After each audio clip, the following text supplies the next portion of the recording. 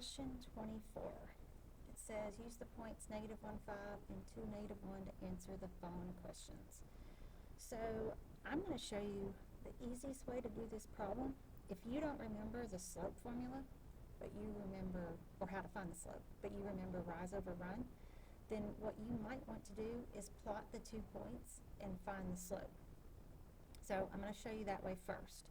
So -1, 5, 2, 3, 4, 5, that's the first point, and then 2 over 2 down 1 to -1. So here's the 2 points on our line.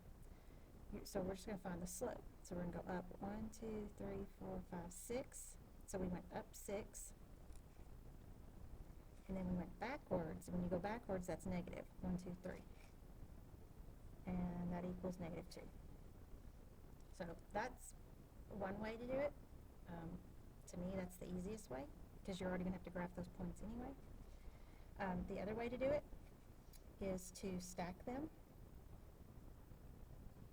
and find the change. So this goes up by 3, this goes down by 6, and your slope is the change in y over change in x, which is -6 over 3, which gives you -2. So either way, we got the same slope. Again, if you don't remember this, or you can't remember what goes on top and what goes on bottom, but you remember rise over run, then I would take these 2 points, plot them, and then find your rise and your run. Now when I graph this, my line's going down, so I know that my slope's going to be negative. So you don't really have to worry about whether, which direction you're going, whether it's positive or negative. Just look at the line and see if it's going up or down. Alright, part B, you're using the point slope equation. And point slope is y minus y1 equals m times x minus x1.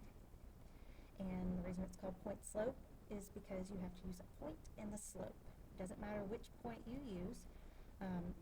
I've told my students, use the one with the smaller numbers, use the one with the positive. If one has positive, one has negative, use the one with the positive. If one has a 0, use that one. Here, they're both fairly small. They both have a positive and negative, so it really doesn't matter which one you use. If I use the first point, this is your x, this is your y. That's your x1 and your y1, okay? So we're going to replace those right here. So the y1 is 5. So the first possible answer here would be y minus 5 equals your m, we just found here, was -2, and then x minus your x1, which is -1. Well, when you do minus a -1, that's the same as +1. So I'm going to go ahead and simplify that to +1. But how we got that is it's the opposite. If you'll notice that what we have in our equation is the opposite of what we have here. So I have a -1 here, I have a +1 here. I have a +5 here, I have a -5 here. The slope's the only one that keeps the same sign. Alright, using that, sorry, my lights just went out. We're going to use the other point, doing that same method. So this is your x1, this is your y1. So it could be y1's -1, so we would say +1 if we use the opposite. And then -2 is our slope, and then the opposite of 2 is negative, so that'd be y minus 2. You do not have to have both of these answers. You just need one of them. Okay, so don't write both of them. Just pick the one you want to write, but both of these are correct. So I wanted to make sure I worked it both ways so you didn't think your answer was wrong. To do part C, you have to use your answer from part B. So it doesn't matter which one whichever one you wrote. I'll just use the bottom one since it's right there. So y plus 1 equals -2, and then x minus 2. I'm just rewriting that. And then we're just going to work that out. So we're going to distribute. So -2x times x is -2x, and -2 times -2 is +4. And of course this is just y plus 1. And then the last thing we have to do is subtract 1. Those cancel, so y equals -2x plus 3. So that's my answer for the slope-intercept form. Okay, then I have to use that answer to get this answer. And the first thing I need to do is move the x term to the other side of the equation. And when I move it to the other side of the equation, it changes signs because we're really adding 2x to both sides, so this side will cancel out. So I'm going to rewrite this so you can see what I'm doing. Okay, so we're going to take this x value and we're going to move it over to the other side. And this is the only thing that's going to change. Now, some of my students would leave this the same and change the y and the 3. This is the only term that's being moved. The 3 is still staying on the right, the y is still on the left. I'm moving the negative 2x from the right to the left. So this is the only sign that changes.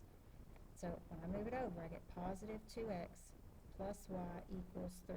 And I did plus y because that's a positive y, and obviously that's a positive 3. Now it's in standard form. It's in standard form because this is positive. As long as this is positive, then you have standard form. We don't have fractions, so all we have to do is move that over. So that's our answer here. Okay? All right, and then it says the x-intercept. To find the x-intercept, we're going to cover up the y. So I cover that up, and I have 2x equals 3. So 2x equals 3. To solve for x, I divide by 2. So x is 1.5, or 3/2. Okay, to find the y-intercept, I'm going to cover up the x. So when I cover up that x term, it just is y equals 3. So that one's easy.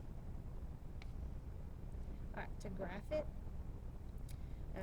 you know that your y-intercept is 3. So 1, 2, 3. Really, all you really have to do is just connect the 2 points that you already had. It doesn't say, to mark the slope or the y-intercept on the graph, but just so that you can check your answer and make sure that everything is correct. So I marked the y-intercept. If you'll notice, your slope is up 2 over 1. Okay, it's going down, so that's negative 2. And when I compare it to my slope-intercept equation, my slope is negative 2 and my y-intercept is 3. So if I want to put another point, it would be right here, down 2 over 1. And then all I have to do is connect those.